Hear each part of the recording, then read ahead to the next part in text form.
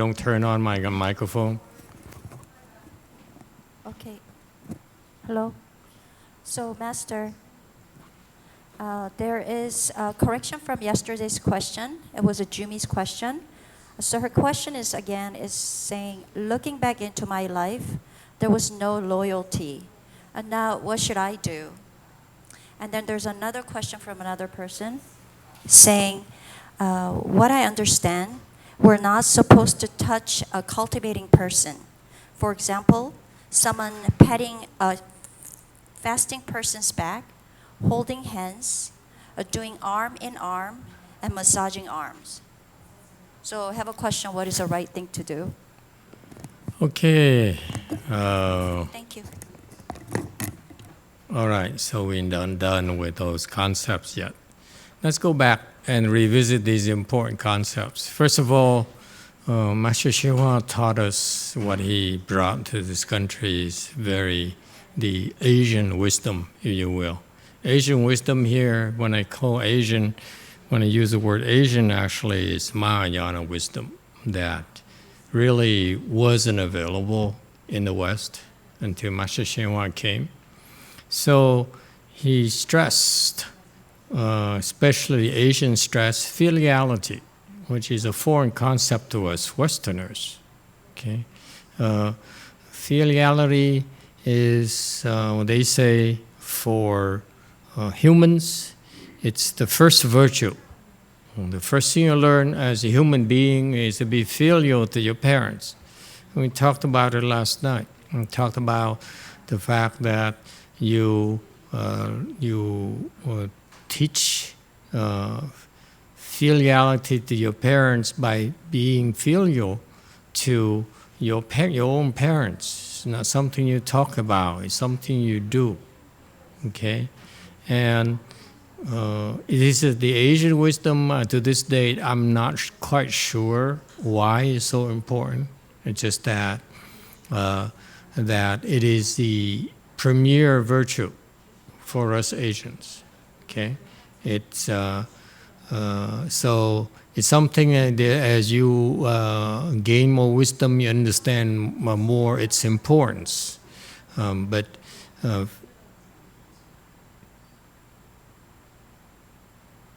filiality here, you look at the Buddha, for example, he's filial.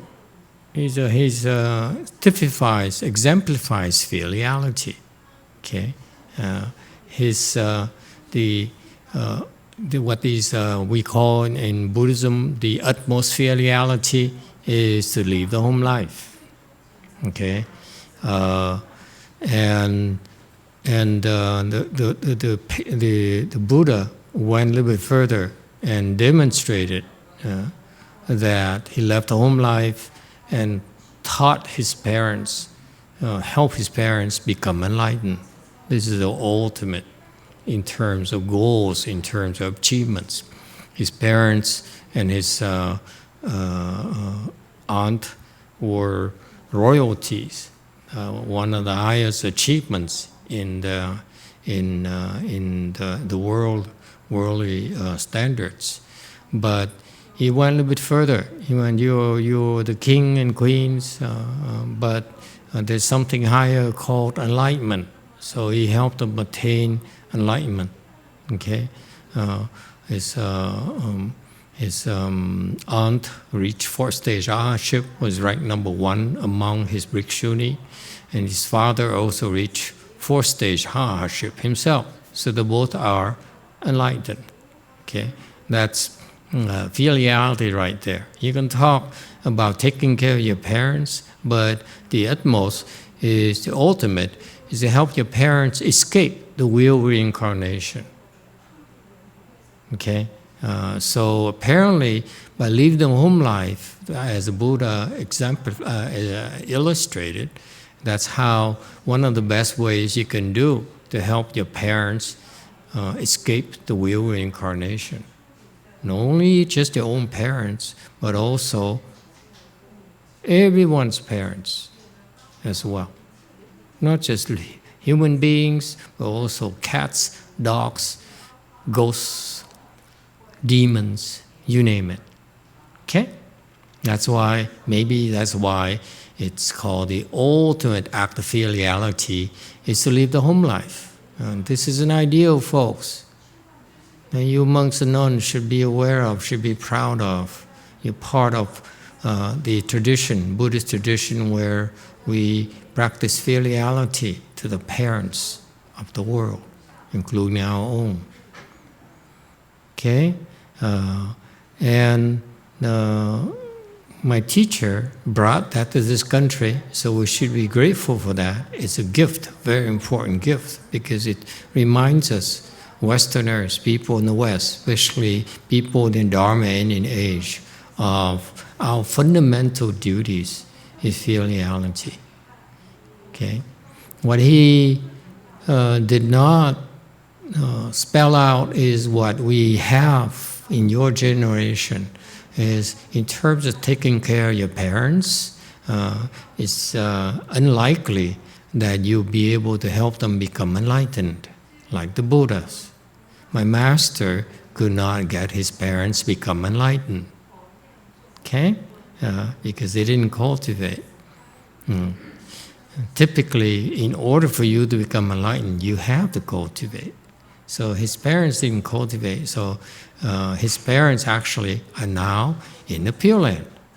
So that's how in the Dharma ending age, when your parents don't cultivate, you're going to help practice filiality, okay, is by getting them to the Pure Land.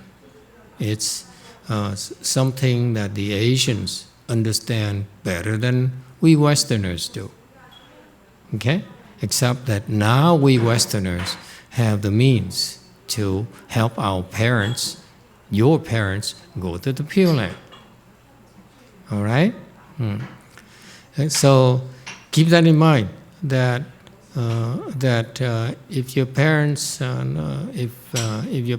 cultivate and parents are set on becoming enlightened, great, I'm happy for you.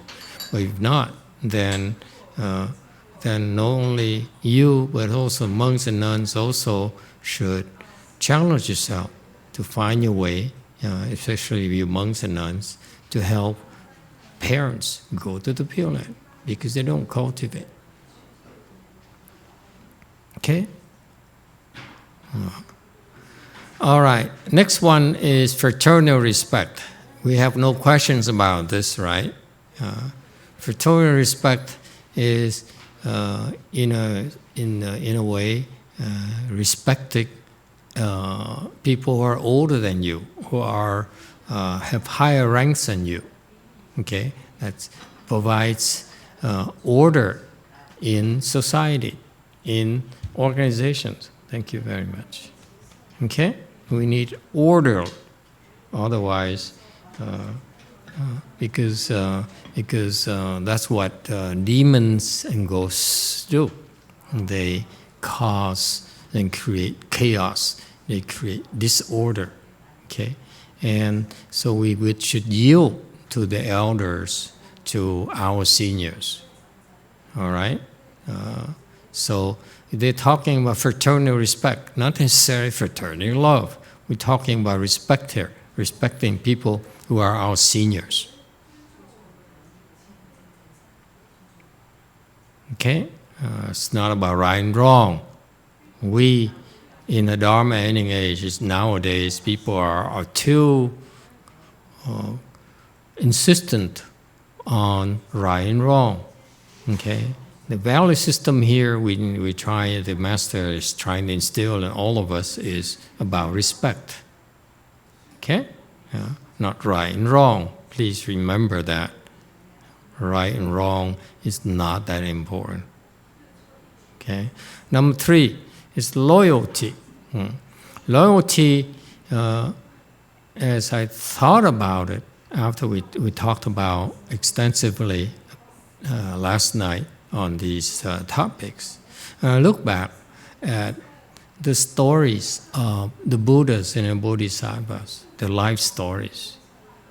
Okay?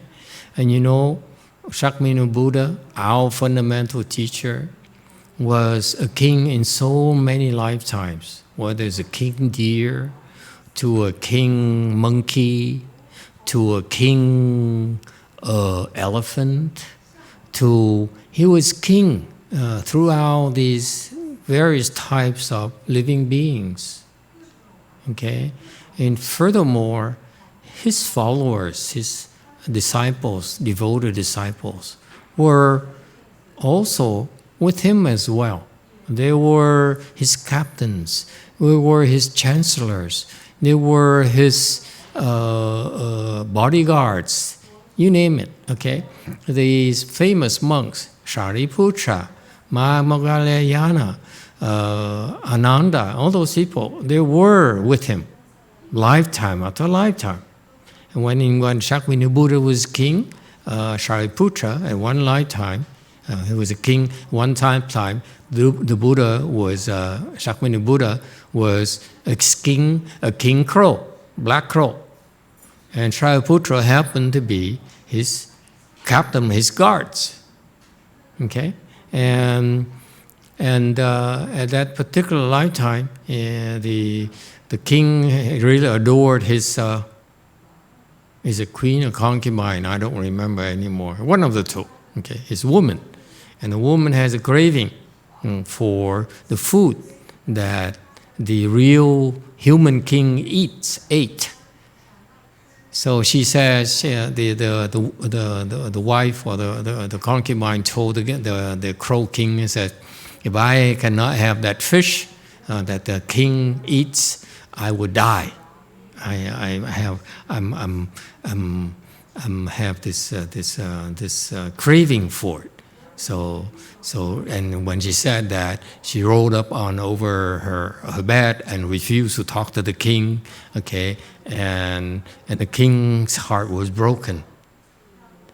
So he came out real morose. And Shariputra, being the king's bodyguard, asked, "O honored king, O my king, why are you so sad?" The king says, "My woman wants to die. She doesn't care for me anymore. So I don't feel like living either." See, the king Shakyamuni Buddha, crow king, was very weak himself. Okay, what a wimp. Okay, if you ask me. Okay, but no, did Shariputra think so? Because it's the right thing to say, right? What kind of king are you? You kissed a woman's feet and count out her wishes? What kind of man are you? But no, Shariputra says, "O king, don't worry. I will make sure that your woman has a fish that she wants." So the crow captain of bodyguards flew to the royal palace and with his retinues, with his crow retinues, thieves, and then washed the kitchen, waited there until the chef cooked that fish that the crow queen, the crow concubine wanted. Okay. Anyway, to tell the long story short, okay, he had to go through a lot of hassle in order to try to steal it, and they were caught. They were cornered. So Shariputra, being the bodyguard, the captain of the bodyguards of the king, sacrificed himself. Okay, and so that his other crow conspirators could snatch the fish and fly back and give the fish to the woman, crow. You see that? And so the Shariputra sacrifices his life just to make the king happy. Okay? You see, that's loyalty.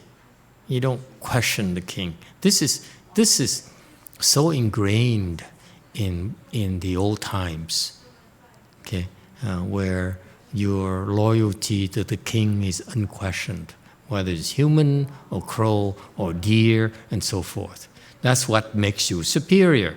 Not all the crows were loyal to the king crow, but Shariputra was. Okay? Not all the deers were loyal to the king deer, but his wife, Yashodhara later, who became Yashodhara later, was.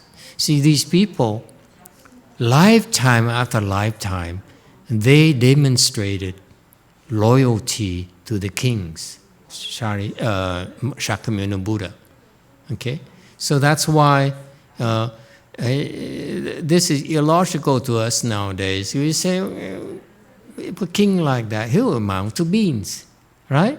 He's a weakling. But no, the people were loyal to their kings. Okay?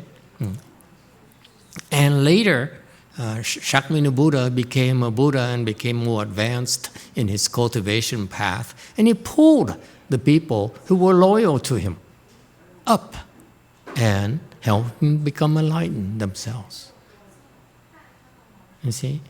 So there's something about the ancient wisdom, whether it's from Asia, whether it's from Sparta, okay, whether it's from Rome and so forth. There's something that elevates this human virtue called loyalty.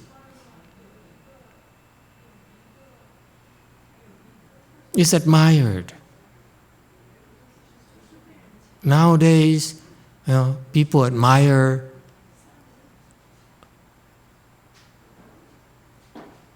sexy celebrities in their swimsuits.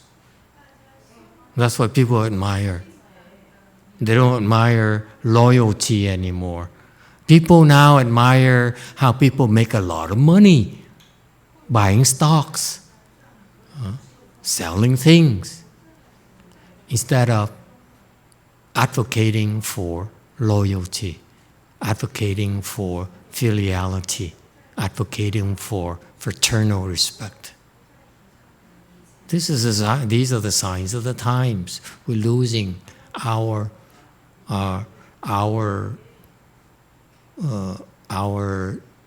ideals, our superior mentality. Okay, and it's important. I feel that for us, if people ask us, how many people have you crossed? How many people have you saved? How many people have you trained? Okay, how many people have you helped? This is what my master did. To me, is much more important than how many people he helped or saved. Okay, he taught us these value systems of filiality that he hoped we be passed on to the next generation, whether it's your children, whether it's your nephew, whether it's your nieces, okay? Not necessarily your own children, but other people's children. This is what we're supposed to do. If this is the case, society will be better off. Okay? This is the intangibles that are not measurable, but this is what makes us superior, makes us worthy human beings. Loyalty. It's not about winning or losing. It's about being filial, being respectful, being loyal to those to whom we owe. Because back then, if you think about it, back then, why did the cultures advocate loyalty to the kings? Because back then, the king gave us everything. Give us a title, give us taxable income, give us land, give us power, give us the ability to give our title, our land, our possessions to our children. That's what we owe to the king. Okay? We owe our life, our livelihood, our power, our future, the future of our children, to our kings. Okay, so that's why the Asian cultures, in particular, in the ancient teachings, even in the West as well, Western culture as well, you're supposed to be loyal to your king. Okay, and maybe there are no more kings. They're more nowadays. We don't necessarily have kings.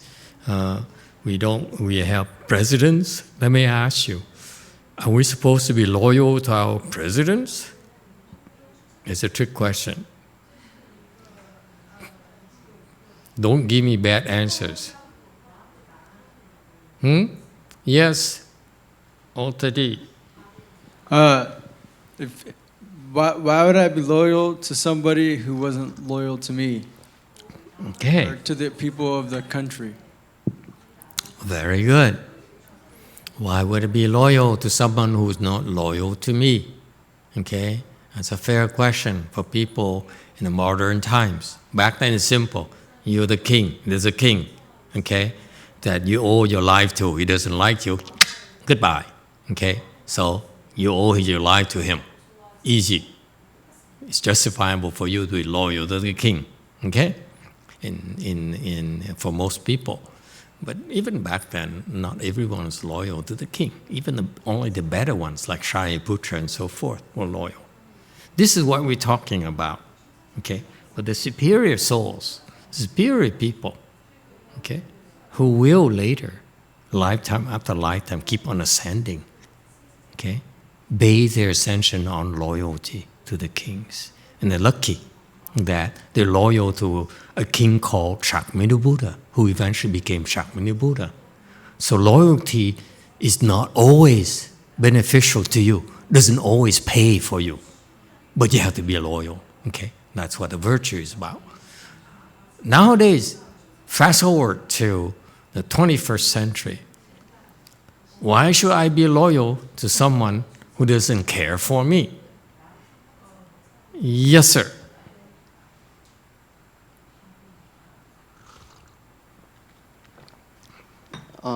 Thank you, Master.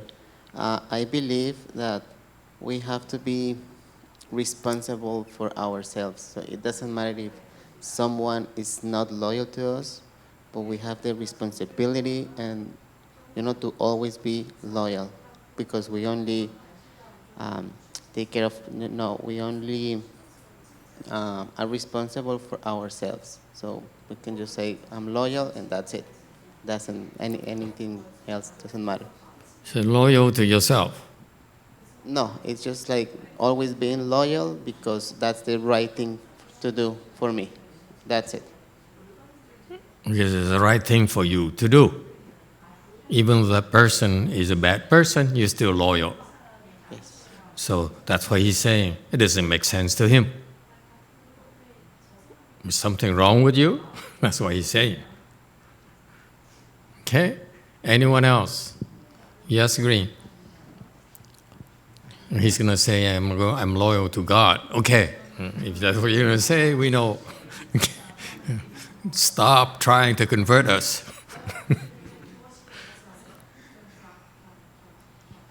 Well, I was going to say that too, but also we have to be even to. I think there's some loyalty that we have to have towards our countries, towards our neighbors, even if we don't feel they're loyal to us in a way. But for example, this country has given us a lot that other countries cannot give us. Even the vaccine sooner than other countries, even that. So I think that's the loyalty where we have to give that loyalty back by helping others, by do what we can do to help this country. Okay. So if I may paraphrase what you just said, is that you are loyal in order to show your gratitude to what you received. In the concept of loyalty is that you're loyal to someone who did you good, or did you a lot of favors. Okay, so to him, okay, the president, let me paraphrase it, okay? The president, okay, may not be a good person, but he is a symbol of the entire system here. He oversees the entire system here. Yes, he does. He makes mistakes. He does bad things. But the entire system, you still have these judges. You have to have these governors. You still have these senators and so forth, who are actually part of the system, including the president, who actually is doing a lot of good for you. Yes? So therefore, you feel you still need to have a degree of loyalty. Yes? That's what you're saying. His question still, why should I be loyal to a bad dude?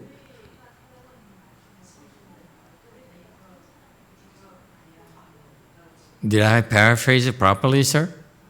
Okay, very good. Yes, White. I think you're not loyal to the person. You're loyal to the office, the position, to the country, but not to a specific person. Very good. That's the typical line of explanation people give. I'm not necessarily loyal to you, but I'm loyal to your office, the sacred office that you hold. Okay? Reasonable. Okay? Let me give you more details about the concept of loyalty. Okay? Back then, in the old times, this is all I know. Nowadays, I'm kind of lost touch with reality, being a monk and everything. So please don't take everything I say with a grain of salt. What do I know? But back then, if you're a loyal subject to the king, okay, you are supposed to try to stop him from doing the bad things. You are supposed to give advices that he didn't want to hear. And you are supposed to be prepared to give your life for doing that. That's called loyalty. You do that in order for the king to take care of the country and of the people. So it's the same concept. You're not simply loyal to the king, but you're loyal to the office of the king who's taking care of the nation, of the country. It hasn't changed. So this is where you need to separate yourself from the individual, but the office. That is sometimes loyalty. It's the people who promote loyalty nowadays is loyalty to the person. It's out of personal gains. Okay, you affiliate yourself with a winner, with someone who's powerful. Okay, so that is a different kind of loyalty. Okay, it's rather selfish. Yes, White. It's like for me to convert to Buddhism is like being a traitor to the church, because I have to be loyal to the church. Being loyal to the church is like for me being loyal to God at the same time. So I have to keep that respect that the church has given me for so many years, and so it has changed my life, my parents' life in a way, and things like that. So I feel like I have to be loyal to the church and to God at the same time. So that's how I feel. There's nothing wrong with that. You're just like the crow captain who's loyal to his crow king. There's nothing wrong with that. Okay? We have to be loyal to the Buddha. It's the same concept. We just evolved. Our evolution is a lot more advanced. That's all. Yes, Red. So the concept of Christian God is all-knowing and all-encompassing.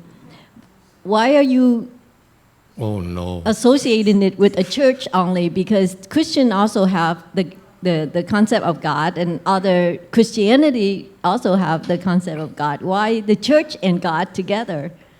Are you loyal to God or to the church? Oh no, A it's getting particular personal. line of church. Can we keep it like theoretical?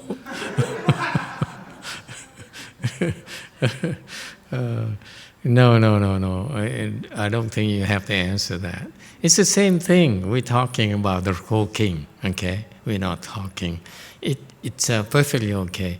For us, okay, from the way I understand it, from the story of the Buddhas and the life stories of Buddhas and Bodhisattvas, loyalty is highly prized virtue that seem to be the building blocks for the eventual emancipation, for the eventual liberation and the enlightenment.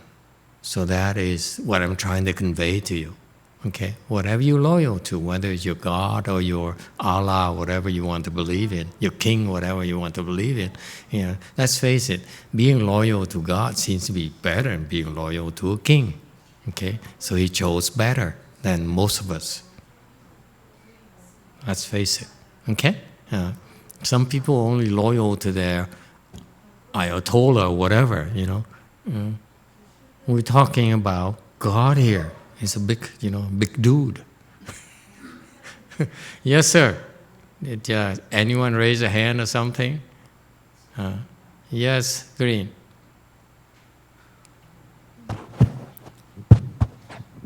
제가 어제 드렸던 질문은 제가 살아왔던 지난 삶을 돌아보니까 충이 없었는데 로열티가 없었는데 그것은 어떻게 개발할 수 있는 문제인지 지금 시점에서 충이 없었음을 알고 참여는 하는데 지금 시점에서 충을 개발하려면 어떻게 해야 되는지 여쭙고 싶습니다. I cannot see the screen here. So if go for it as a question, I don't know. I cannot. Okay. I haven't been able to see anything on the screen.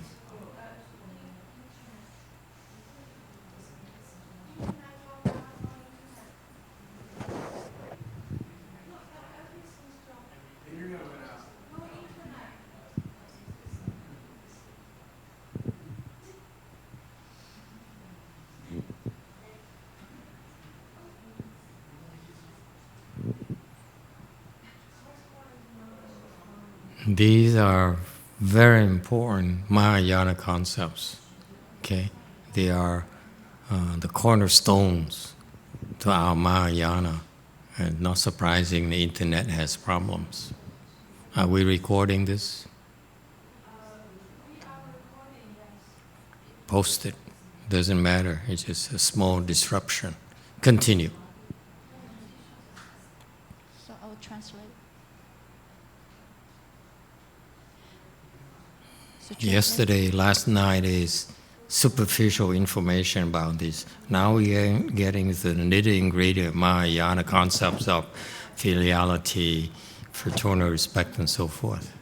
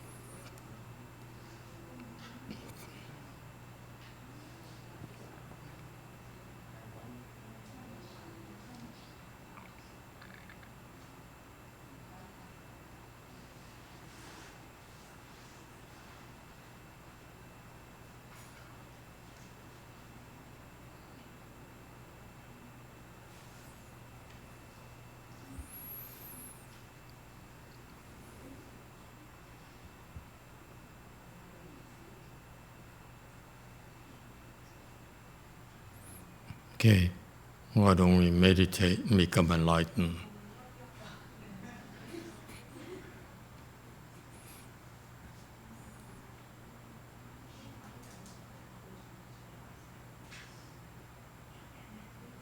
Let's continue. We don't worry about the internet. Go ahead, please. Go ahead, Red. Thank you. This is Jumi's question. She's kind of repeating her questions again. Looking back into my life, there was no loyalty. So I realized that and I repent. But how can I develop loyalty?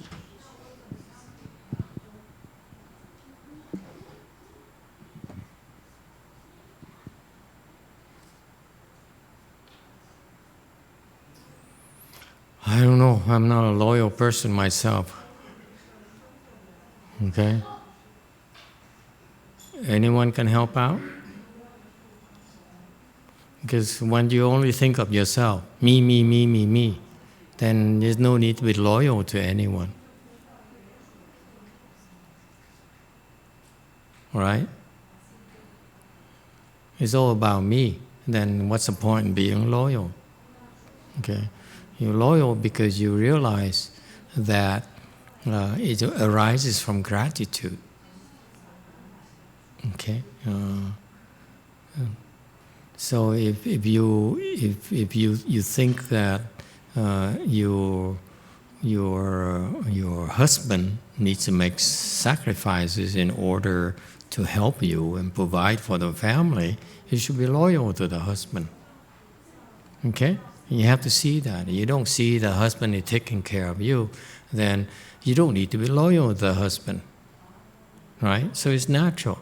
It's just that you have to start looking at, be more aware of what you receive instead of thinking about what you can take more. Okay? So you teach children that. It's instilled in the children loyalty because you have to explain to them, you should be grateful to this person because he or she made sacrifice to give you this. Okay? Your mother carried you for 9 months with her in her body for 9 months. Should be loyal, should be grateful to your mother. So if you look outside, look at your benefactors, and then it's easier to become loyal because you realize the sacrifices that these people have to make, the suffering they have to endure in order to give you.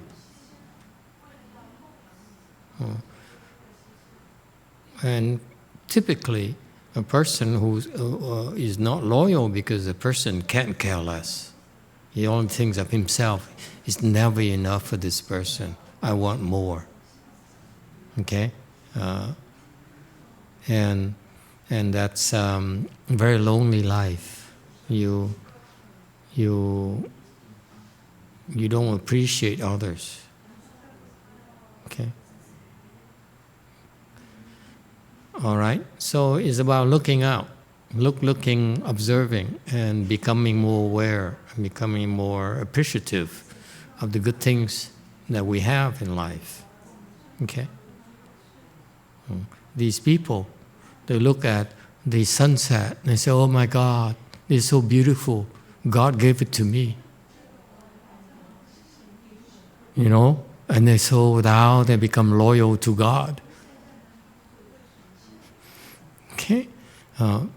It's okay too. If it works for you, you know, whatever you feel you're grateful to and it makes you more loyal, more power to you. Nothing wrong with that. Okay? So you build it up gradually in that captain of the guards, of the crow, was loyal to his crow king. That's all he knew. And that's a virtue. It's something very desirable in Buddhism, that loyalty. So it's something you need to work on. That's all. You cannot go through life and only measure things in terms of material gains, in terms of money, in terms of your own satisfaction. Okay? in life is something called not so much how others look at you or judge you. What we fear in Mahayana is not what you think of us. I'm not afraid what you think of me. What you say, we talk about me. What I'm afraid of is what the sages talk about me, think of me. Okay? What do I need to do to earn their respect? What do I need to do to earn their approval? Okay? And they approve of filiality. They approve of fraternal respect. They approve of loyalty. They approve of trustworthiness. These are the words of this sage here. Incredibly wise sage. He's very high level sage. He brought our culture to our country. And this is incredible insights that we should take advantage of. This is what's pitiful about nowadays. The parents are too focused on material gains. They're so scared of losses and so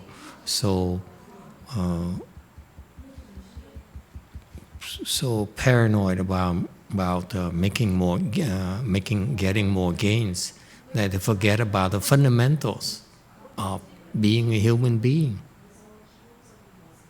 Okay? These are the value systems that will not change. Doesn't matter now or 10,000 years ago, it's the same thing. If you're filial, okay, you will earn the respect of the sages.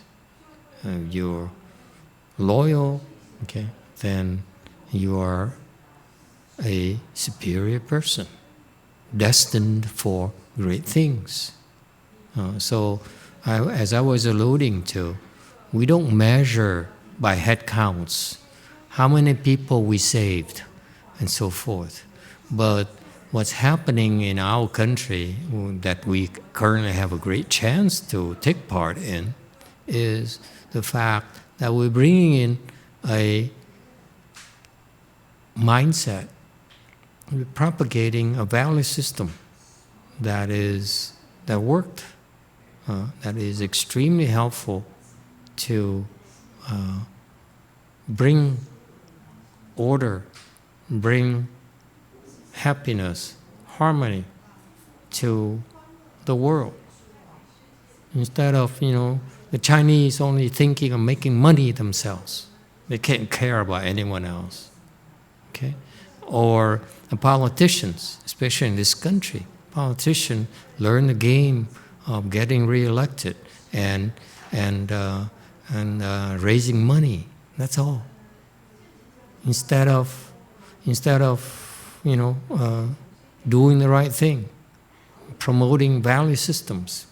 To me, I was very impressed that some people try to say, hey, Warren Buffett, Gates, Bezos, how about investing, giving donations to, don't be so afraid to be judged by the Christians or Catholics or Jews and so forth. Do the right things. It's something that's very important. And this society is called the religious makeup of a country. Okay? It's not always doing something to help the poor. Okay? That's not enough. You have to have the vision to, I see that my master's generation, Master Hsuan's generation, he didn't have any big shot, really, to be his supporter. He didn't have a billionaire supporter. Okay? But it's only because these people, say so-called successful people, okay, they don't have the vision. They don't have the wisdom. So to me, I'm not impressed. Just because you're rich, you have a lot of money, okay? You have no wisdom whatsoever. What's the point? That money that you have is basically your blessings.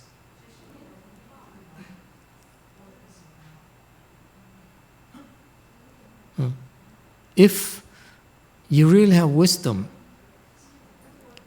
your actions will have a lot more impact on society and for future generation, the future of the world, future of the country, than simply, feeding, giving this, giving that.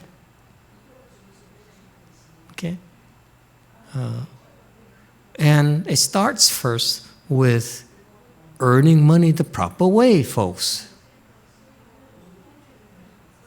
Don't make money, don't get yourself rich by doing the wrong things. I have a hard time, if Mr. Buffett gives you money, I have to think twice. I probably would take it, but I have to think twice. Okay? Let's get this straight. When you're desperate, okay, you bend. Okay? But my point is that if the money is made by hurting people, like his investment in Coke. Coke is a company that sells poison. He's our largest shareholder of Coke. They poison people. They make money by poisoning people. He was also one of the largest shareholders of Wells Fargo. Okay? Wells Fargo was one of the high-flying banks. Okay, and they became big because he was one of the early supporters. He bought a lot of the stocks. Okay, and because of his name, they took off. Okay, but what did he do to justify the growth? To justify his investments in them? They conned the customers. They cheated on the customers. It's disgusting. If you are a larger shareholder, don't you have the moral responsibility to make sure your investment is doing good instead of hurting people? It's just common sense to me. If I have a small part in your investment in your company, I can't care less because it's too small for me. But when I have 10% of Coke ownership, I have, big percentage in a bank that cheats the customers. It's my blood as well.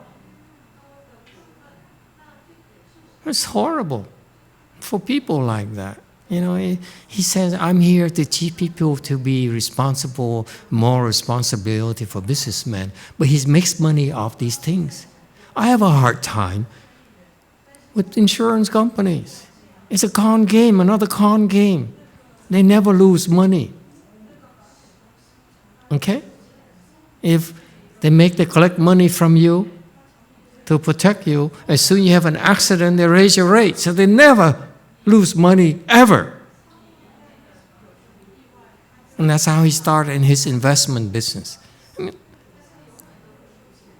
I'd rather be poor, really, except unless he gives me a few $1 billion. I reconsider my situation. But below $5 billion, I would have to stand my ground and say, my price is a lot higher than that. I cannot overlook your indiscretions in making all this money if it's so small. I cannot lend my support to something, You see, we all have our prices. That's my point. However, these people, it's okay if they make money and they're their world, that's fine, okay? But it's not us, okay? We're not like that. In contrast, okay? Let's talk about the latest one I read recently in the news. Scott McKenzie, the divorced wife of Jeff Bezos, what's her name again? Anyone knows? McKenzie, that's her last name, okay? She got divorced from Jeff Bezos. He became like a fourth richest woman in the world. And what does she do? He doesn't say, now, me, important person in the world, I'm the fourth richest woman in the world, let's face it. Huh? What does she say? She says, I'm going to start giving away my wealth until the, what's that, where you put all your money and your jewelry? Huh? Until my, what? What? That's, you at home, you have that steel box where you lock your environment. What is that called? Yeah, until my safe is empty.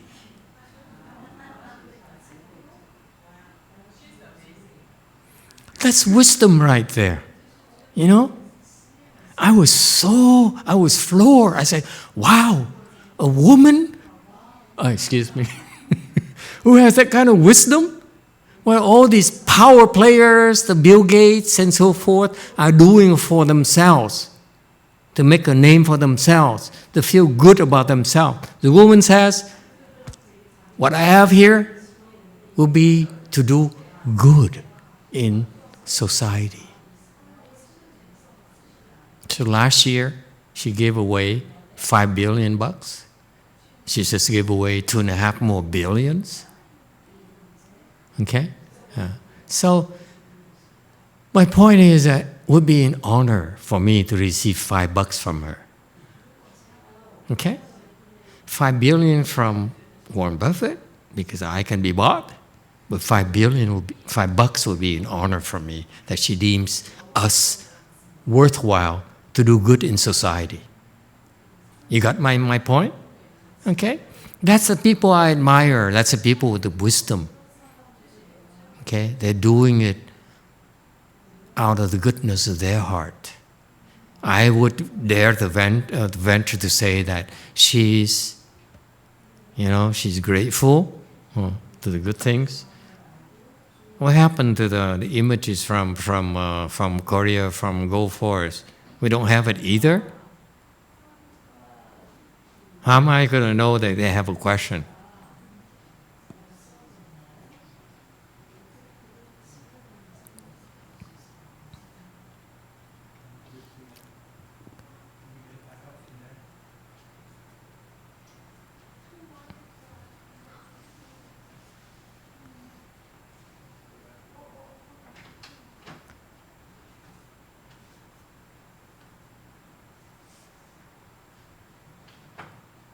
Hello. We actually do have a question. See, there's a question of Korea. We haven't been able to see anything for the last 45 minutes, the last hour.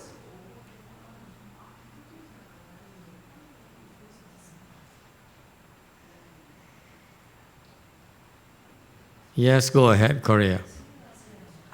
We received a question from Esun Yoon. She's an elder sister of XE. She recently requested 49 days for her husband's best friend. I can't hear anything. She sent me a message today with this question. The family of this deceased person is Catholic, devoted Catholic. So they all wish that the husband go to the heaven. So she was afflicted when she went to the funeral because she saw how everybody in the family and himself are Catholic. They wish to help him to go to the heaven. So she was wondering, hold on, give me a second. Sorry, give me 1 second. So she felt very confused after she went to the funeral because she saw the wife and 2 daughters. They really wish him to go to the heaven. Am I meddling because I request 49 days without asking them? If the deceased person himself wants to go to the heaven instead of the Pure Land, is Master going to help him to go to the heaven? I just felt like I'm giving them more suffering because it's different than their idea is different from mine. Okay, that's an easy question. Go ahead, answer her. Why? Google it. Okay, apparently you don't have an answer for that.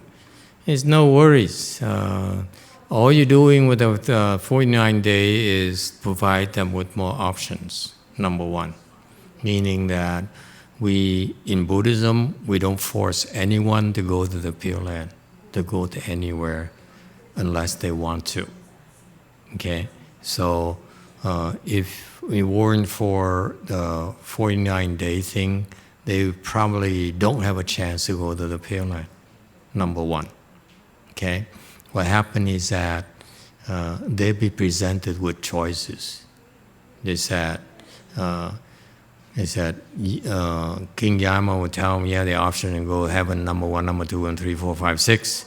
Have heaven option to go to Pure Land as well. What is your preference? Okay? Point number one, bottom line is that it's up to the deceased to decide where he wants to go. Okay? We don't force it upon him to go to Pure Land. So she should not have to worry about it. Number two, in fact, if the deceased wants to go to his God's heaven, actually with the 49-day service, it has more or less a much better chance, okay, than without it, because we can send him to that particular heaven better, more accurately than the Christian or the Catholic approach of rebirth to the heavens, because theirs lack accuracy. Most of the time they missed the targets, if you will. Okay, and my experience has been that in our case we are a lot more accurate, and whereas the Christians' approach, the Catholic approach, they overshoot.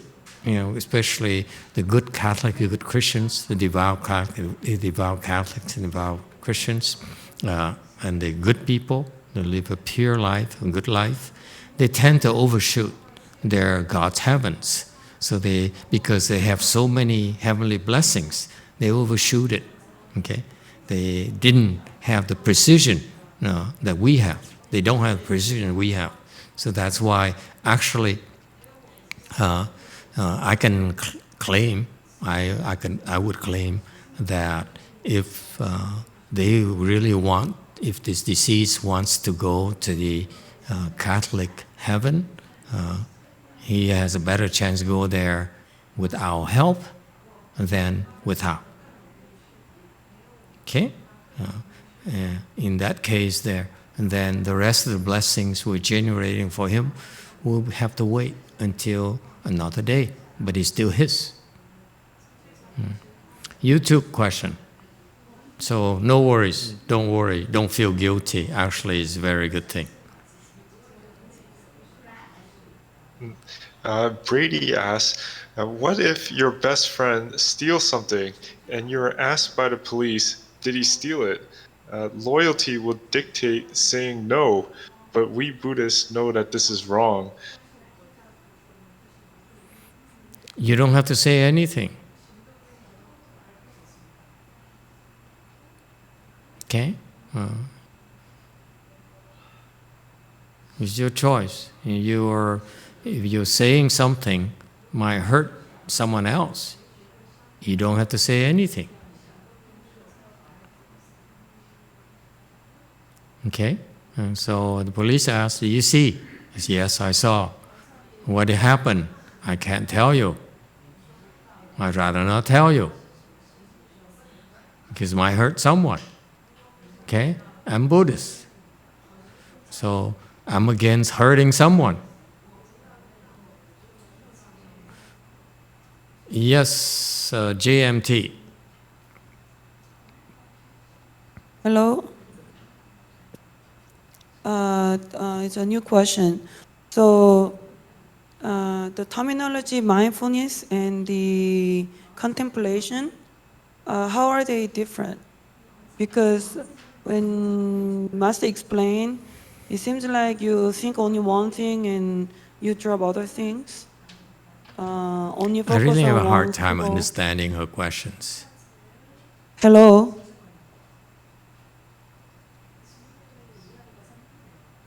So what are the difference? Is it possible to give a clear explanation the difference between contemplation and mindfulness?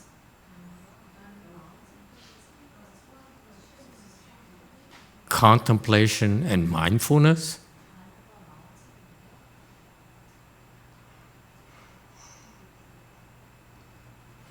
Yes.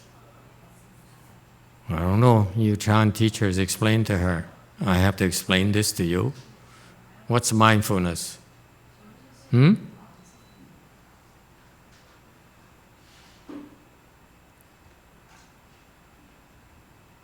What's mindfulness? That's what everyone teaches. Meditation is mindfulness. What is mindfulness?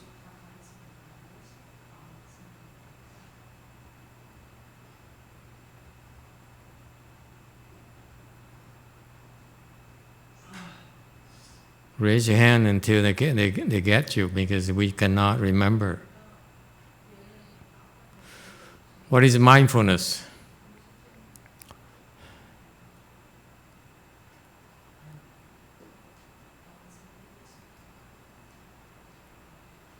You see the hand. You just look at his hand and you still stand. Okay, yes, orange.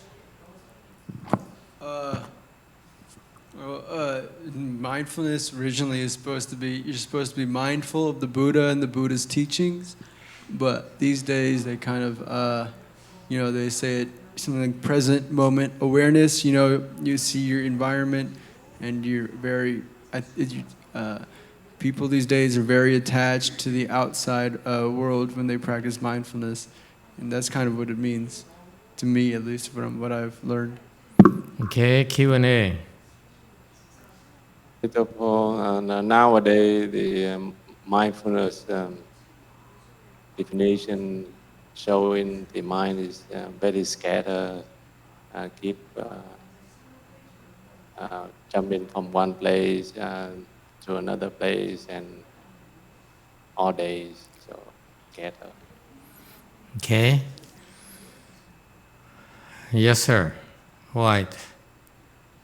Is it not mindfulness about being empty or like having no thoughts? No. Okay, comment from JMT. So, hello. The question was about the Nian, the China Nian and Guan, the difference between those two. Just ask the question in English, but then the question is the difference between Nian, like Nian Fo, and the Guan, contemplation Guan. Okay. Nian Chinese is translated as to be mindful of. Okay? Whether you recite the Buddha's name called Nian Fo, you're mindful of the Buddha's name. Okay, so it is particular Dharma door practice in Buddhism. Okay? If the people out there started teaching mindfulness of as the previous answer pointed out, they strayed from how the Buddha taught us about mindfulness. The Buddha started teaching us about mindfulness of the breathing for a reason. You follow that, you can become enlightened.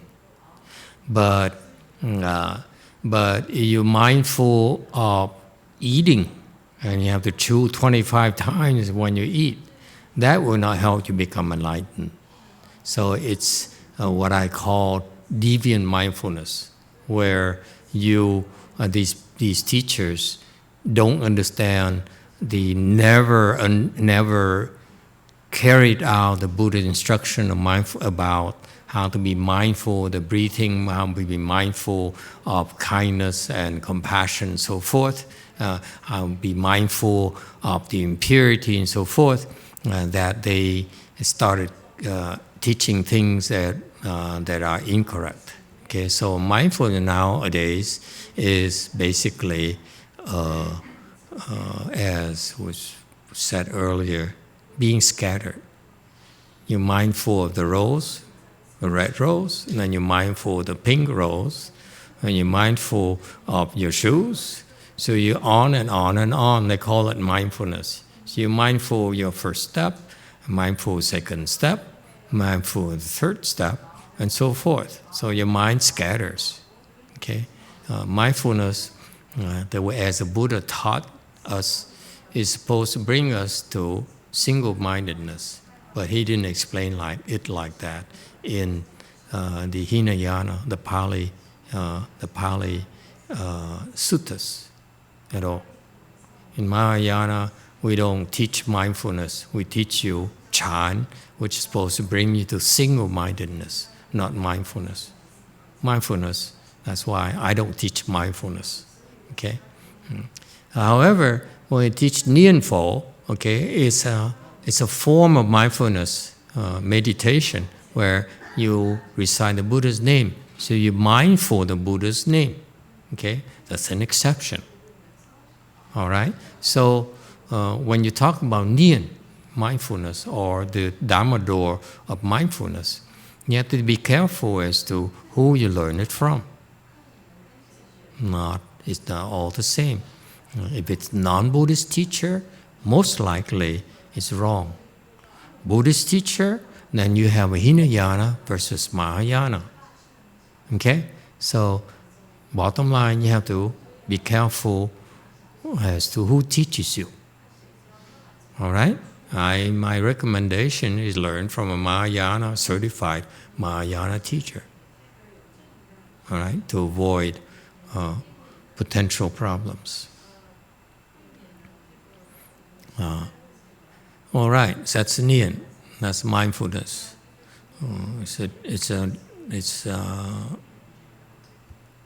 Whereas contemplation is different. Contemplation is basically looking, keep on looking at one thing. Okay, you contemplate the sun. You look at the sun at the exclusion of everything else. You contemplate a lotus. You look at the lotus. You don't look at anything else. Especially we taught you the last few days about fixing a problem, looking at a problem. You have a problem at work. Okay, you do your homework and you look at the problem. Okay, this car doesn't start. Okay, so you look at that only. My car doesn't start. That's it. My car doesn't start. That's the only thought you have. That's called contemplation. One thought. Okay? In doing that, eventually, most of you will be able to enter samadhi in a split second and then find a solution yourself. So it's a form of meditation. Okay? And that's very effective. Applied form meditation. And that's why many of our students are able to do that naturally as in their daily lives. So Chan meditation for us is you go through this intensive training in our world, but actually you develop these skills to be able to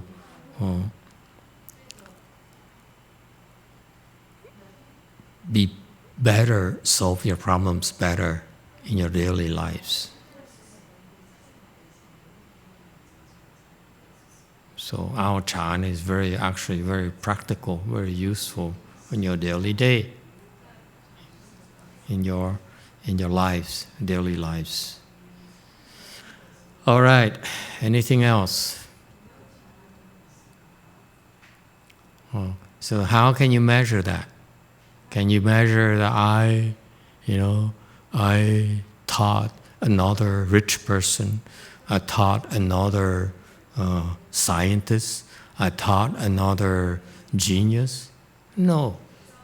Okay? The influence we have in all of you is so pervasive, okay, that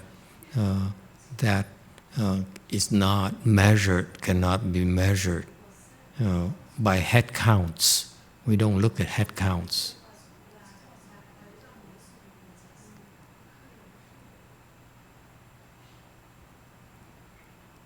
Okay. Anything else? Yes, Orange. Master, one time, a few years ago, I was very loyal to the wrong person, and this person eventually tried to get me to do bad things, and then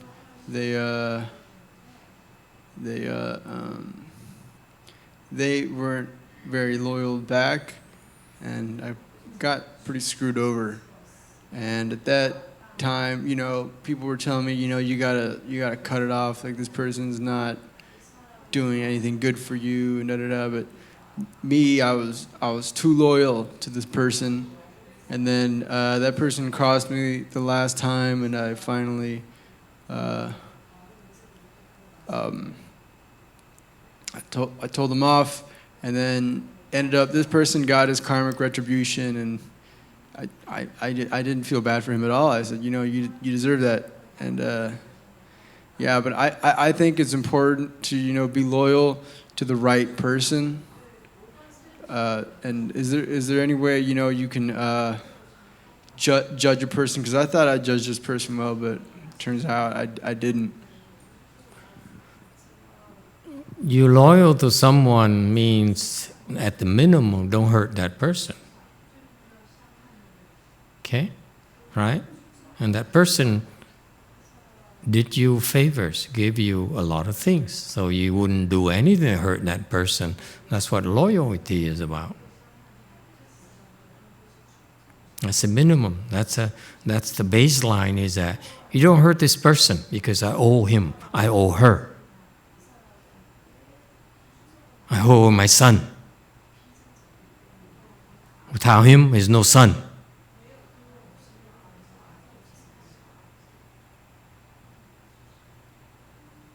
Okay? So therefore, I will not hurt him, because then it will be ungrateful. Then I'm not a good person. I'm not a worthy person. All right? So you don't hurt that person. That's the bottom line. Okay? If you help a person do something bad because you call it loyalty, blind loyalty, if you will, it happens to people. Shariputra, as a captain of bodyguards, went and stole something for the king. That's wrong. Okay?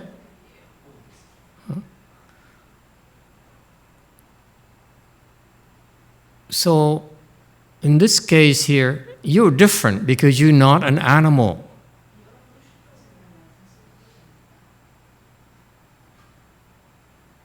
You can think for yourself.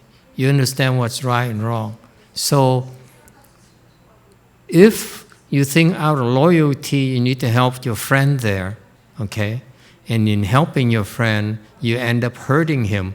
Then are you really loyal? Because you're hurting him. You're not loyal at all. So in that case, that's when the loyalty manifests differently. Your loyalty is shown by not colluding with him, by not following along. Okay? Back then, a loyal official would tell the king that please don't do this because it's very bad for the country, it's very bad for the people. And the king says, I don't care. You do it, I will kill you. Okay? So the official says, okay, kill me, or he ran away, but he will not do it. That's loyalty. Loyalty doesn't mean you're blind to what is moral. You help someone do something immoral, it's not loyalty at all. It's stupidity. Yes, JMT.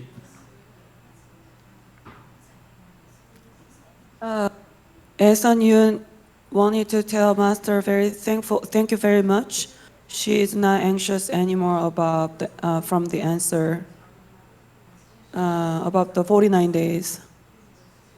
She wanted to say thank you to Master. She's welcome. Okay, anyone else?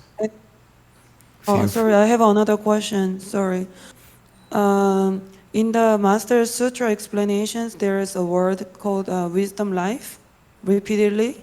Does it have any special meaning, or is it just literally wisdom life? Because in Korean translation, it has it is like a Buddhist jargon, like Buddhist terminology. Does it have any special meaning to this? Yes, it does. It's a very, I'm glad she asked, okay? I'm glad the question was asked. Our lives doesn't make sense. Your lives don't make sense. You live like, as the Chinese say, you're born as if you're in a dream, you die inebriated. No, you're born inebriated and you die as if you're in a dream. Okay? So it means that our lives is nonsense. We're born, we're so confused already because we're drunk. And we live our lives like that. And then by the time we die as if we're dreaming. The whole life we have is but a dream. Okay? That's typically what happens to us. Lifetime after lifetime after lifetime. Because we're confused. In contrast, the Buddhist sages open the wisdom. And that's why they have wisdom. Wisdom here is called prajna wisdom. Okay? Not just the wisdom, worldly knowledge or worldly experience, but this is actually the wisdom that's out of this world. Okay? That transcends, that can help you transcend this world. So these people, when they open this transcendental wisdom, in particular, prajna wisdom, especially those who have prajna wisdom, okay, meaning they are enlightened, and then their lives is called a life of wisdom. Everything they do is based on wisdom. Yes, they make mistakes. Yes, they create offenses. Okay? But they have the wisdom to offset those mistakes, recover from those mistakes, fix those offenses, and so forth. That's why their lives is a life of wisdom. The life that has meaning. The life is meaningful. A life that's worthwhile. Instead of us living without any goal, without any direction, without any meaning, and we're so proud of it. I'm so rich, I'm so powerful, I'm so famous. What have you got for me? Nothing for you, Mr. Loser. You have that kind of attitude. Maya has nothing to offer you. You can be with me for 10 years, 12 years, and you learn nothing because you have a bad attitude. You think you're special? You think you pick and choose only what you want? You pick and choose only because you are stupid. You have no wisdom whatsoever. Everything we give you is in order to help you open your wisdom. You are so stupid. You say, I pick only the 4 two hands and eyes. I pick only Pure Land. I pick only this sutra. I agree with you, therefore I do this. I disagree with you, therefore I don't do it. It's what you disagree that keeps you stupid. And you lead a life of no wisdom, a life of stupidity. Sir, goodbye. Move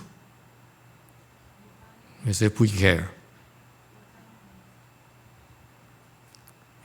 Anyone else? I'm calm. Yes, Red. So there was two questions at the beginning of this lecture. Another one was that somebody was cultivating and people were touching. That person wanted to know if you could comment anything about it. Or do you want me to repeat the question, Master? I can't hear the question. I need to enunciate because I have a lot of noises. People talking in the same room. There's an air conditioner here. Okay?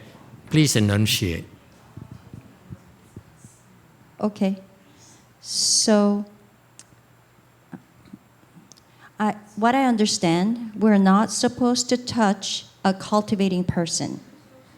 For example, someone petting a fasting person's back, holding hands, doing arm in arm, and massaging arm. That only applies to left-home people. Don't touch a left-home person. Avoid touching a left-home person unless it's necessary. If the left-home person is about to fall, about to trip, you can help. Yes, you can help. That's the exception. Otherwise, this bodily touching is not advisable. Okay, this is what, for example, the Vietnamese do to show their closeness to you. Someone will come to you and hold your hands. How are you today? Would you like some lunch? Okay, it's a big no-no for us. Even monks are not supposed to touch you. Okay, and vice versa. You're not supposed to go touch a monk either, or a nun either. Okay, so that's what it's about. But for you lay people, whatever you do to each other is none of our business. Okay?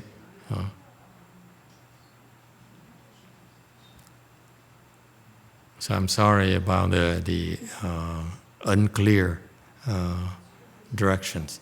Yes, Red. 제가자도 수행을 하는 사람이면 수행자한테 몸에 손을 안 대는 제가자라도 수행자한테 손을 안 대는 걸로 알고 있는데 손을 대고 특히 단식 중에 와서 등을 들이댄다든지 손을 잡는다든지 팔짱을 낀다는 건 잘못된 거라고 생각하는데 그 부분에 대해서 설명 듣고 싶습니다. Thank you. So she believes even the lay person is also the cultivating person. So about that touching and patting her back and all that. Please give an instructions about that, if that's allowed thing to do. I don't understand the question. She thinks that she's a lay person, but still she cultivates. So she thinks that she's belong to the person that the people should not touch. She can believe anything she wants. None of my business. I answered already. Okay? Then she can tell people, don't touch me. Don't touch me. Okay, that's a very, very clear message there. Okay, listen, folks. We should be so grateful for this great monk, Master Shenhua, who teaches about these timeless virtues that are the foundation of our cultivation. Okay, the more wisdom you open up through this cultivation, the more filial you become, the more respectful you become, the more loyal you become, the more trustworthy you become. So far, so good? This is a tip. Most people don't have this kind of insight, this kind of tips. Okay, and we think because of our education, we think we learn to avoid losses and to go to seek gains, but we're not taught about these moral principles that are critical for our happiness. If you're not loyal, you won't know happiness. And not filial, you feel guilty, trust me. Somewhere in the back of your mind, you feel guilty. Okay? You're not trustworthy, then you're very lonely. No one takes you seriously. They don't say anything. They smile at you. But they don't take you seriously at all. Whatever you tell them, yeah. Especially, it's sad, I see that within my own family. Yeah, they are so used to lying to each other, and then no one believes anyone at all. It's so sad. Okay? And then there's more qualities, but if it doesn't look like we have time to go into it. Go ahead, Q&A.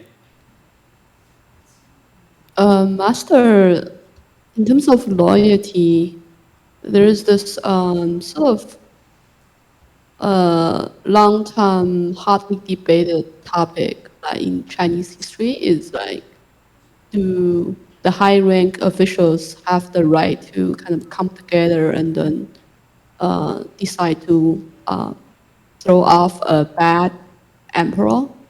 Right, out of the principle that like the emperor is clearly committing crimes against the country and people, and there was like a few cases where the high court would just sort of collude and then decide to change the throne into like have another emperor be on the throne, and I think it's always like debate among the Confucius, is that something okay to do in terms of loyalty, or it's just excuses? I'm just a little bit curious about how does Master think about that? Well, there's more to life than just that. The situation is not as simple as we would like to be. There's more than just to the circumstances than we understand. When we talk about loyalty here, and you hear stories of people having coups d'états or dethroning the king, killing the emperor so that then they take over and become an emperor themselves, and it turns out this will be a very great emperor and so forth, right? And so they said it's a good thing we kill the bad emperor and have install a new great emperor. So you have all those things that happen as well. Okay, so there's just so many aspects to loyalty. We're only talking about us as individuals. Do we do those things or not? Is that because an emperor is bad? Is it okay to kill the emperor? Is it okay to harm the emperor? Okay? It's not. Okay? Because to do that is to be disloyal.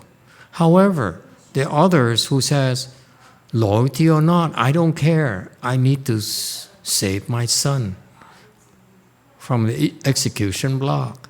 I want to make more money. I want to have more power. I want to become an emperor. So they have their own justifications. Okay?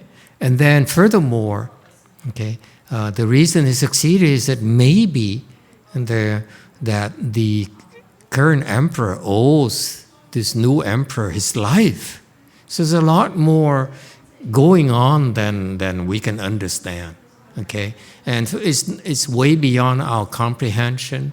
For us Buddhists, we simplify it for you. Okay?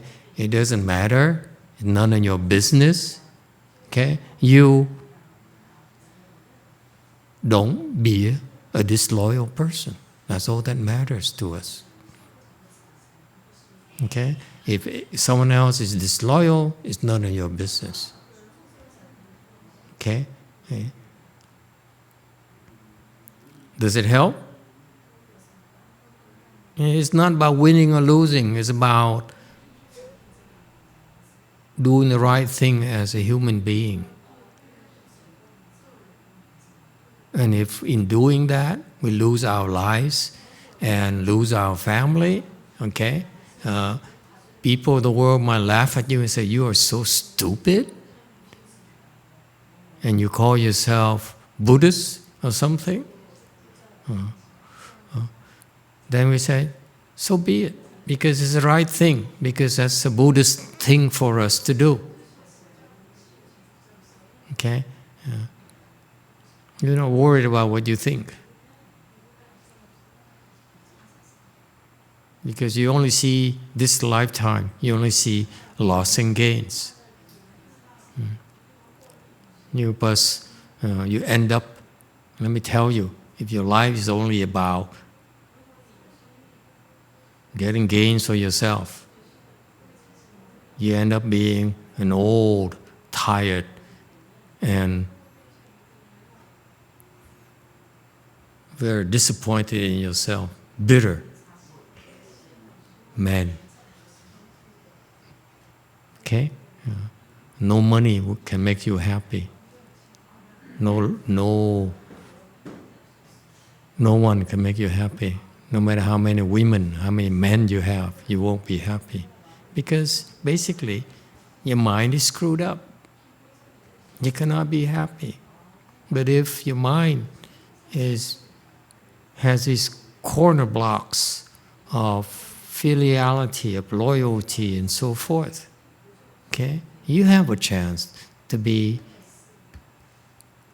happy. You have the chance to have a meaningful life. You won't regret it.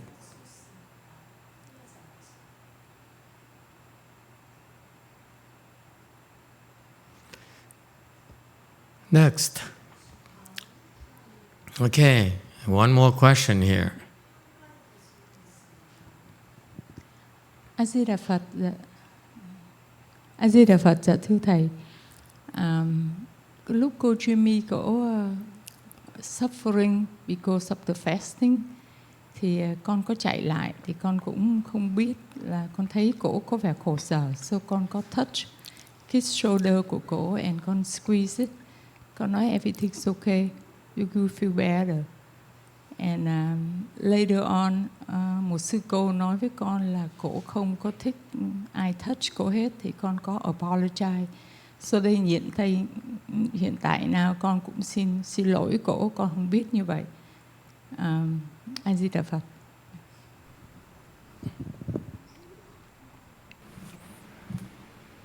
So Master, when Jumi was doing fasting, I saw that she was suffering, so I came over and then I was touching and squeezed her shoulder. I told her that everything will be okay. And then later on, there was a nun that told me that I should not touch her. And then I was apologized to her. But again, right now, I would like to apologize to her. Yeah, that's just okay. Don't worry about it. You know, people make mistakes, and we all learn from it. And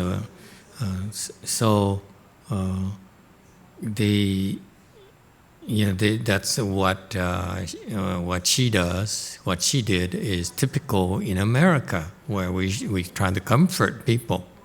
Okay, when they're suffering, when they're in pain, give them reassurance, give them some comfort.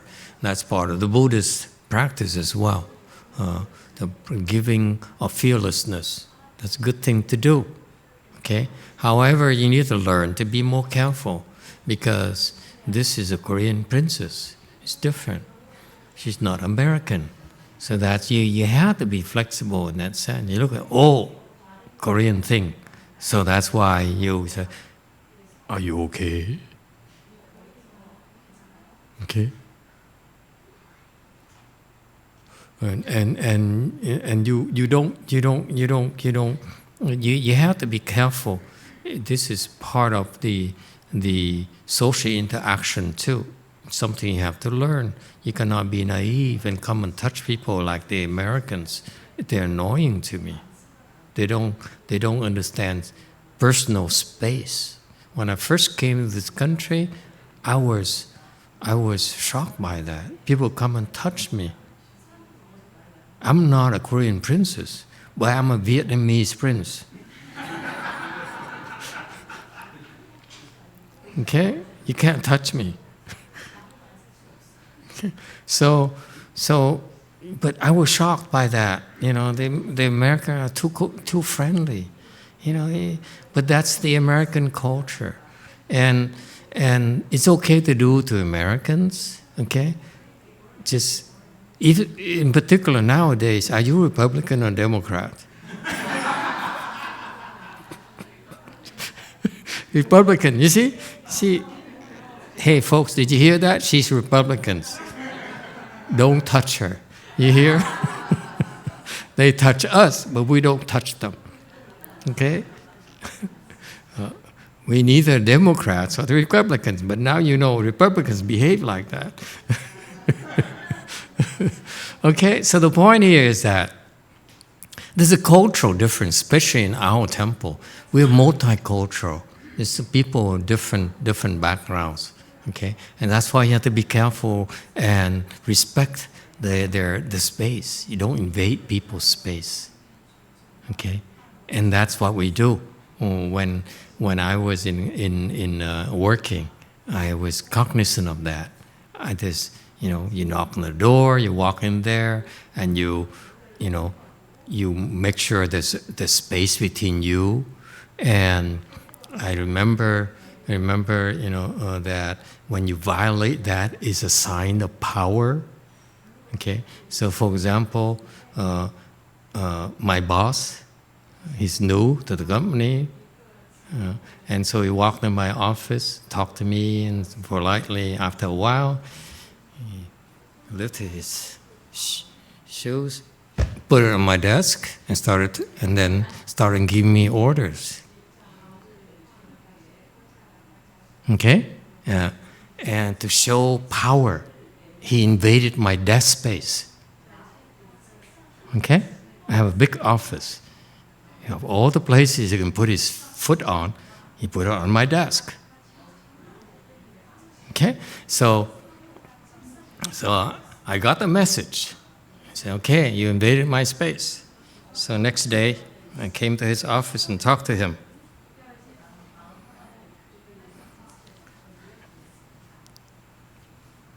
And we talked for a while. I observed the space.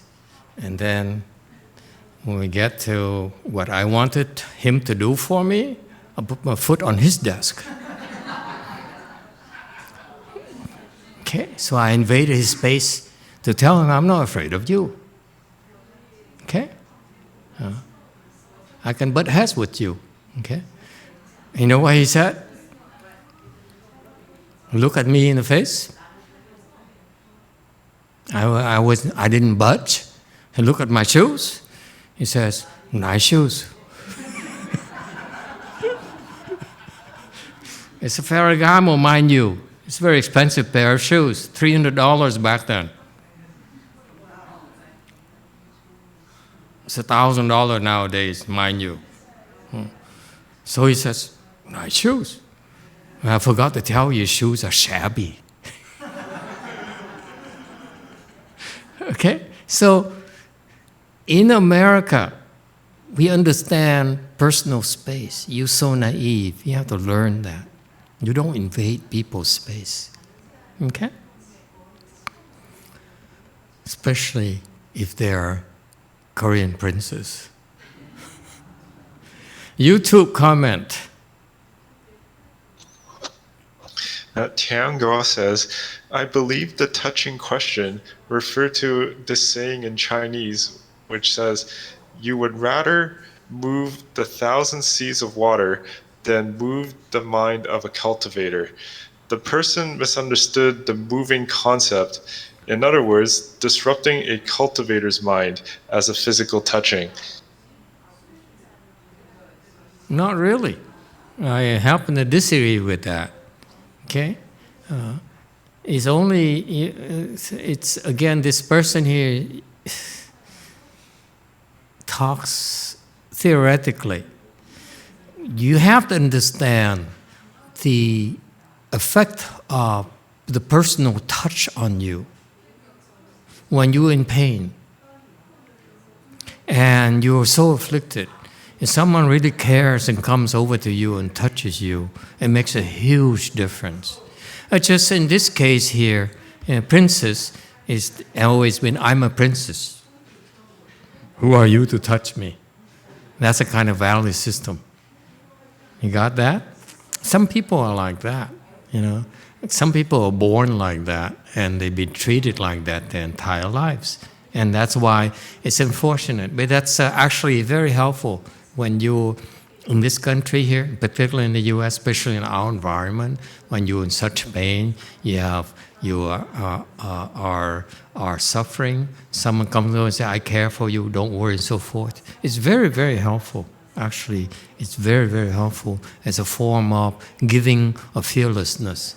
It's not a bad thing to do. You just have to be careful with the cultural differences. Do it to your own kind, but don't do to the other kinds. Okay? That's again, you have to be more sensitive, and you don't judge others. You understand, Xienan? You don't say that, you know, you're so different from me. No, you embrace them all, okay? But you need to observe, to respect their private space, okay? When they allow you in, that's okay. They don't allow you, avoid it, okay? So here, this is a good point. Here we need to learn to be more sensitive to people's private space, okay?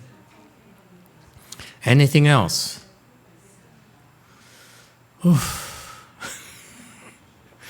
Did we talk about anything at all? I mean, I spent like an hour and a half talking, almost 2 hours, and what did we talk about? I forgot, huh? And we still can't get to what we wanted to talk about today. Propriety, righteousness, incorruptibility, shame, okay? Shall we wait till tomorrow, or shall we keep going? I'm tired. You are so insensitive. It's a hot night. Anyone else has any other ideas, better ideas? Stop. Thank you, Lord. Okay, I'm kidding. Okay. I don't think we can finish this in the next 10 minutes, 15 minutes. But I can try. And then we move on, or you try to come back to this. Okay. I don't have much left to say. Propriety, okay? That's right there. Propriety is not proper in various cultures. For the US here, we touch. Okay? The Europeans, they kiss you on the cheeks. Can you imagine the monks greeting each other?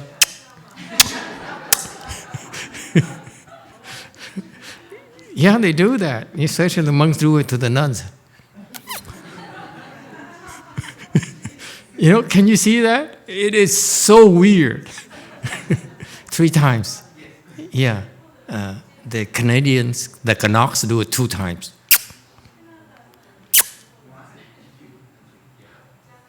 Depends on which part of Canada, but I saw it 2 times only.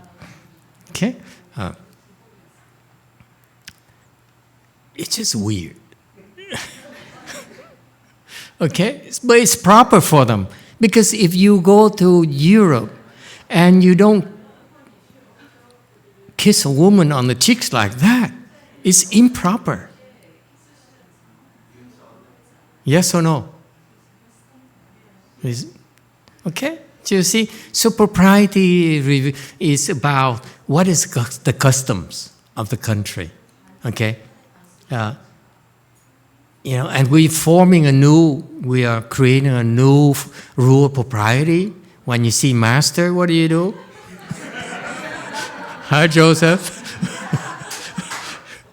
Joseph volunteered, was the first one to demonstrate it for everyone today at lunch. What did you do, Joseph? Would you mind telling people?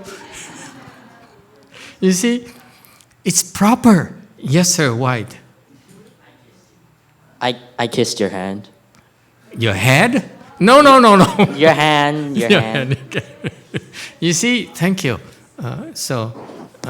You see, it's a propriety. You don't do, you do what's expected. Do what's proper. So we're talking about cultural respect. Before, we talk about, in the prior section, we talk about fraternal respect. Seniority respect, respecting your seniors. Here, we're respecting the conventions, the traditions, okay, that has been established for a long, long time. Okay? So that's proper. So far, so good. So the rules of propriety, we all need to learn. Not only in terms of Mahayana, left-home people versus lay people, also cultures as well. Okay? That makes it fun. For us, we are multicultural. Okay? So we need to be more keenly aware of these rules of propriety. So far, so good. You women go see the Queen of England. You curtsy. Okay? That's expected of you. Okay? That's proper. And I'm not sure if I go see the Queen of England, am I supposed to kiss her hand too or what? Because what men do. In England, when you see the Queen, you go and... Right?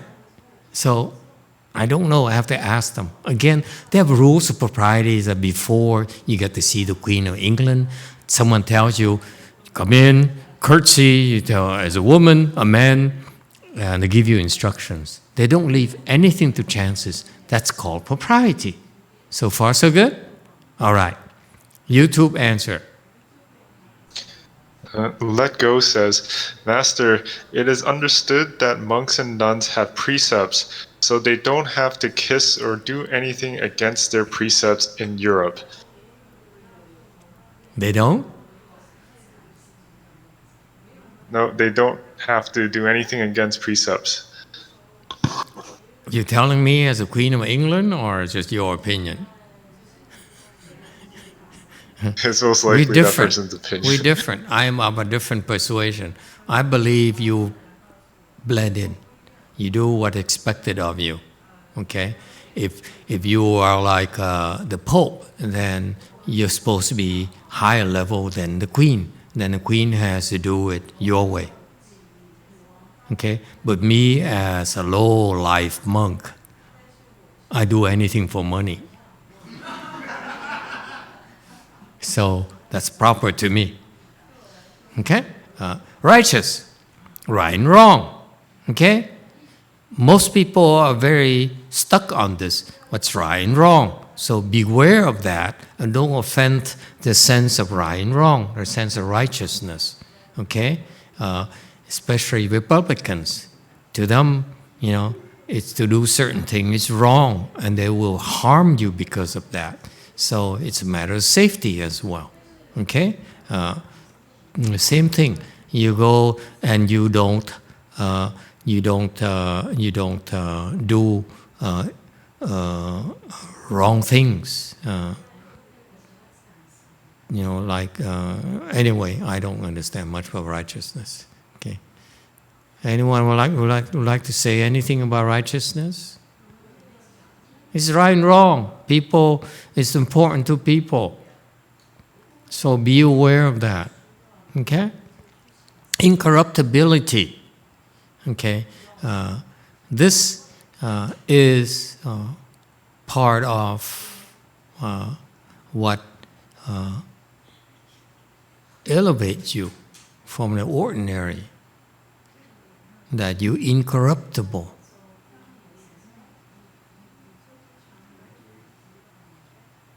Okay?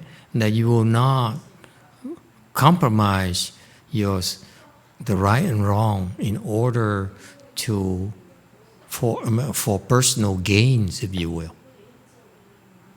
Okay? It's because when you think about it, in most places you go to, whether it's in Mexico or Europe or the US, okay, people do immoral things for gains, for personal gains.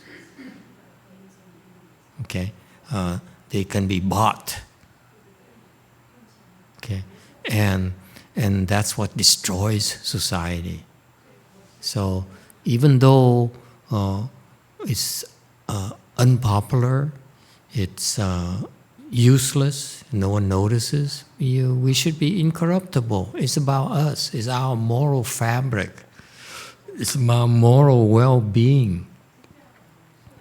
That's in question. It's not about approval. You want to be approved, you want to be famous, be known as a person who's incorruptible, you probably are not incorruptible. Okay? So you have a sense of self-worth. Okay? You're incorruptible because it's very hard to buy you. Okay? I named my price already. It's very hard to buy me. $5 billion.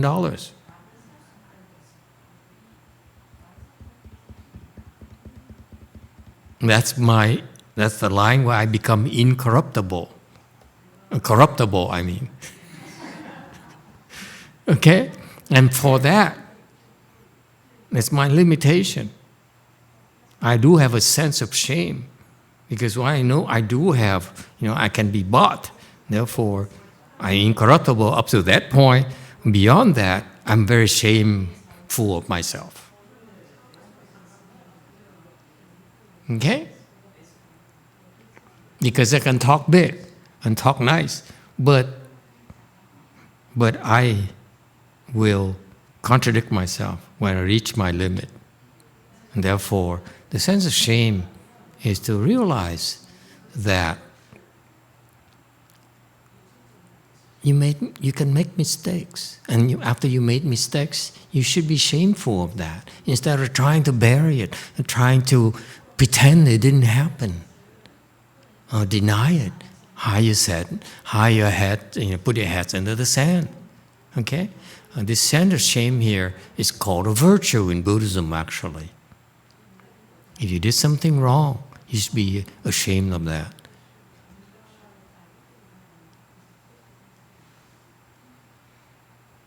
Questions or comments? Okay? So this is what, going through this thing here, this is what the parents are supposed to instill in the children. And since no one really takes the time to do this at all, it's up to us to do it, okay? For our children, for our nephews, our nieces, our students, okay? That is, we're not in a position to tell them forcibly, the force is upon them, but we should act accordingly ourselves, okay? And this is very important because they only learn this from Mahayana places, from the good teachers, whereas the famous teachers, successful teachers, especially those internet gurus in Korea, in Taiwan, so forth, making millions of dollars teaching and tutoring, coaching students to get into big universities. They don't teach you about these things. They can teach you about intellectual prowess, but you are a very unhappy soul. Your soul is very unhappy. And this is why Master YongHua said, as parents, we need to teach your children this, okay? Because you didn't, who will? You expect us to teach it to you, okay? It's not gonna happen, okay? So therefore, also, as long we're here, I hope you in the future, you people here, okay, if you still have a chance to be around, okay, you should have programs for your children, for your grandchildren, for your nephews and nieces, to help instill these things in them. Okay? This is important. And that's why my idea was to have programs, summer camps for children for a week or two, rotate them out, okay?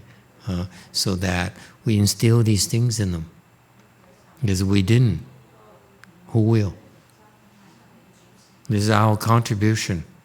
It's not about making money. It's not about becoming famous. It's about reaching out and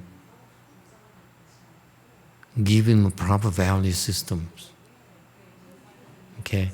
And hopefully convert them to Catholicism.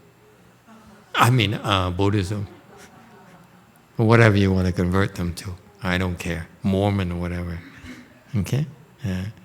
See, the way that, and again, I'm going out on a limb here, please correct me if I'm wrong, okay? The way that children are being trained right now is they learn to be smart, they learn to avoid losses. These things here, when you observe filial piety, you observe righteousness, actually you have to take losses.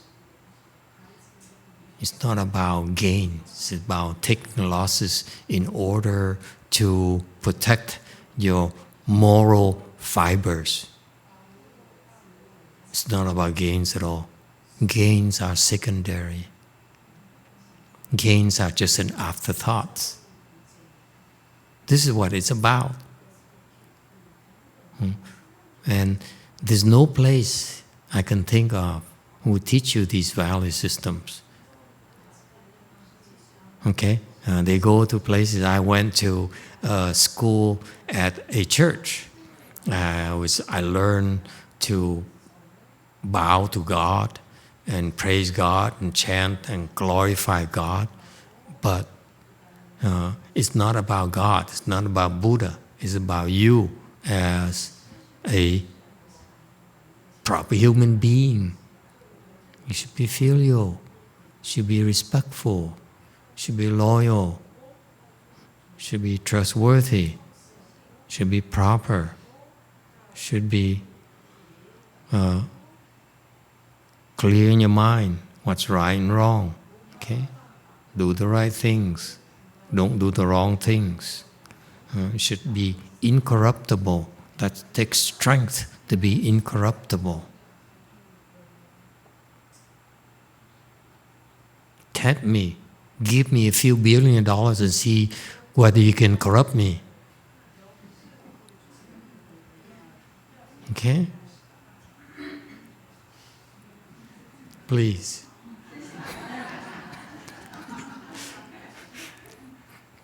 Okay? And then the sense of shame. Shame here is not about outside. Shame is about inside. Okay? You're ashamed of yourself because you did something wrong. That's what matters. Because most people ignore that. Because no one knows.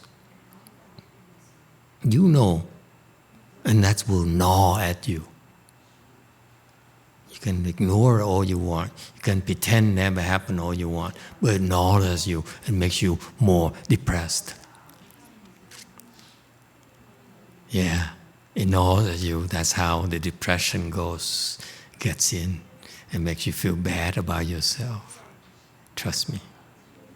It's one of the openings the depression has over you. This guilt trip.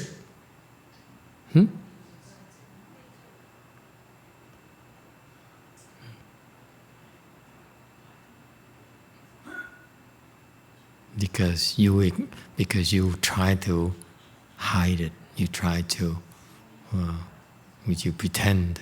Okay, and here, sense of shame is that you should, it's wrong. You should be ashamed of yourself.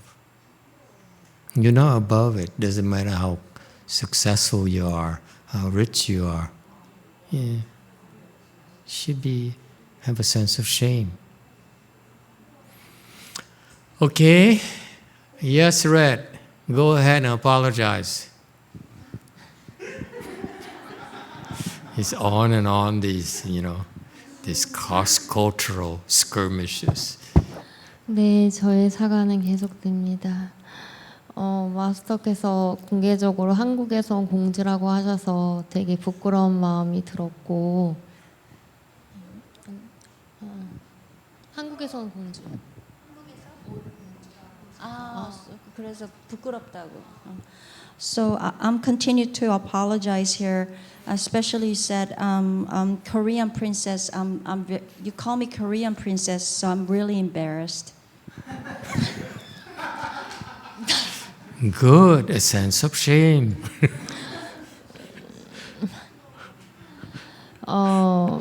사람들이 점심시간에 제 손을 잡고 반갑게 인사를 하고 저의 안부를 물어준 그 따뜻하고 친절한 마음을 생각하지 못하고 제 몸에 손을 대는 것에 대해서 불쾌했던 것에 대해서 참여합니다.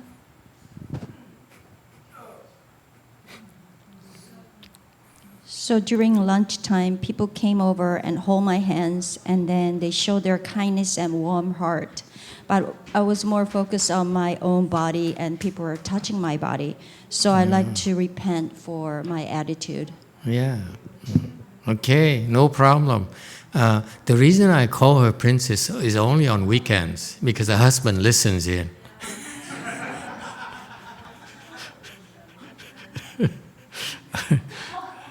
Okay? But on the weekdays, we don't call her princess. We say, hey, you.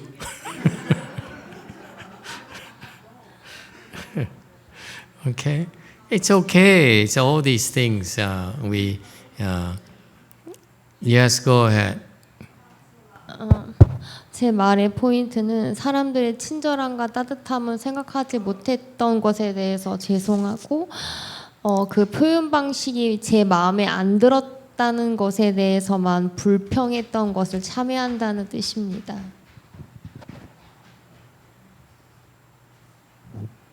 So the point of my statement here is that I didn't realize the kindness and warmth of these people came toward me, and I'm very sorry. And I'd like to express that I didn't like it, and then I only focus on the negative parts. So I'd like to really apologize. Okay. Is it accepted, or we don't accept it?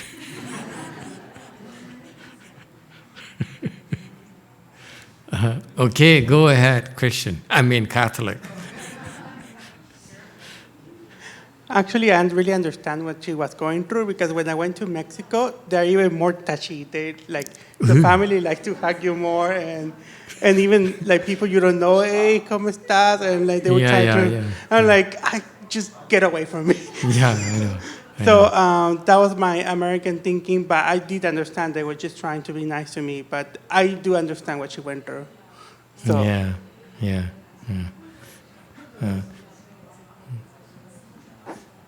Yeah, but can we accept her apology or we don't?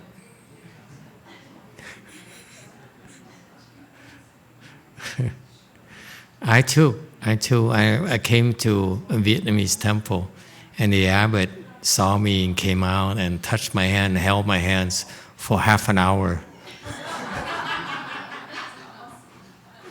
And I said, I tried to tuck a little bit. He never noticed the darn thing. I was trying to pull my hand away from him. He held it and kept on talking to me and showing me around for this entire temple. I was so traumatized.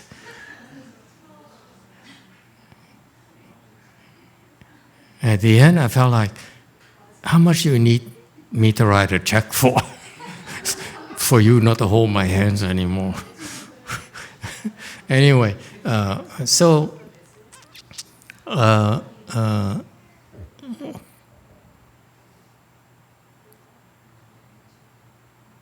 guess we must accept it, huh? It's proper to accept it.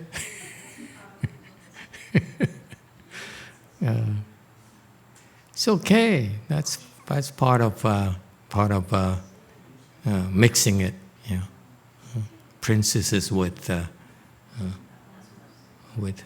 lay people. Anyone else would like to apologize? You're not going to let her apologize by herself. That'll be, Go ahead, Ahong. Why would you like to apologize? I would like to apologize to Venerable Xin Hui. I just tap her feet because when I need her attention. And some of the Venerable, I didn't know I shouldn't supposed to do so. Did she kick you? No. Just to get attention to do work together. That's all. But lay people see that and told me that it wasn't appropriate. You're a touchy person. You like to touch people's legs. Okay, anyone else would like to bring it up as well? Anything else you'd like to apologize? Let's all have it. The Mexicans, we know the Mexicans are very touchy, okay? The Chicago people, they come and hug you. You hardly know them at all. They come over and hug you anyway. Okay, anyone else? See, there you go. We're all happy together. Let's all hug each other. Okay, we stand up and turn to your neighbor and hug her. No?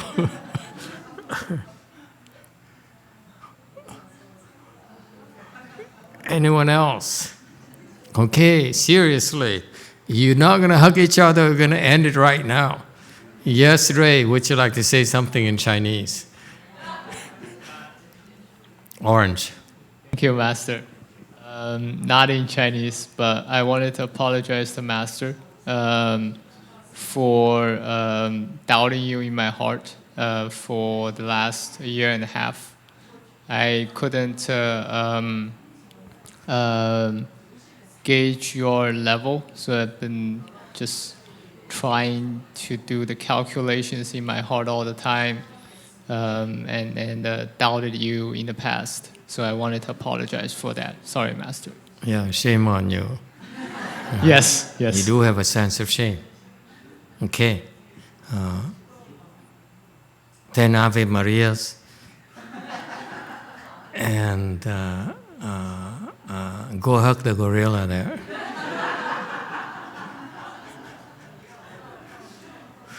Okay, thank you everyone. Now everyone is in good mood, huh? Don't we feel better? Huh? Okay.